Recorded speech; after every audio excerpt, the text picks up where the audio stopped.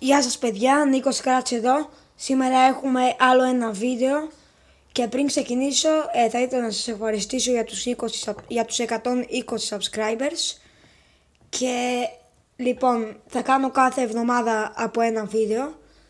Έχουμε σήμερα ένα ξυστό που κοστίζει 2 ευρώ και έχουμε δύο που κάθε ένα κοστίζει 50 λεπτά. Κανονικά ξύνω με αυτό το νόμισμα εδώ πέρα σε όλα μου τα βίντεο και γιατί έχω και άλλα παλιά νομίσματα εδώ πέρα θα πάρω ένα στη τύχη. Πήρα ένα, είναι αυτό εδώ πέρα από το 1997.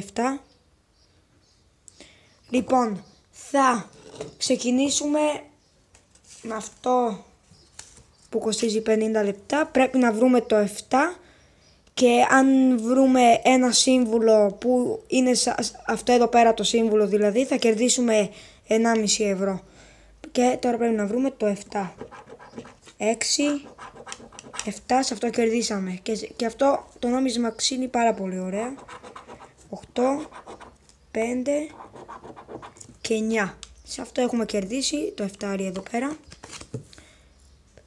Και πάμε και σε αυτό που είναι το νούμερο 35.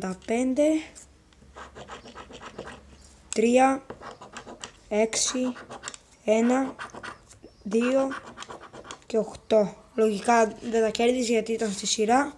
Μόνο αυτό έχουμε κερδίσει. Και τώρα πάμε σε αυτό που εδώ είναι τα δικά μας τα νούμερα και πρέπει να τα βρούμε εδώ πέρα. Ή αν βρούμε εδώ πάνω επί 2, επί 5, επί 10 πολλαπλασιάζουμε το ποσό μας. Λοιπόν, εμείς ψάχνουμε το νούμερο 12 και το νούμερο 4. Θα προσπαθήσω να μην ξύνω τα ποσά από κάτω. 7, 2, 3, 11, 6 και 1. Σε αυτό δεν έχουμε κερδίσει τίποτα. Λοιπόν, κερδίσαμε μόνο σε αυτό εδώ πέρα. Λοιπόν, να το. Πιστεύω πως θα είναι 50 λεπτά, αλλά μπορεί να είναι και ένα μεγαλύτερο ποσό. Πάμε να δούμε. 1 ευρώ. Δηλαδή χάσαμε 1-2 ευρώ. Σε αυτά βγάλαμε τα λεφτά μας και χάσαμε 1-2 ευρώ. Λοιπόν, αυτό ήταν το βίντεο. Αν σας άρεσε κάντε ένα like, ένα σχόλιο και μην ξεχάσετε να κάνετε μια εγγραφή. Γεια σας.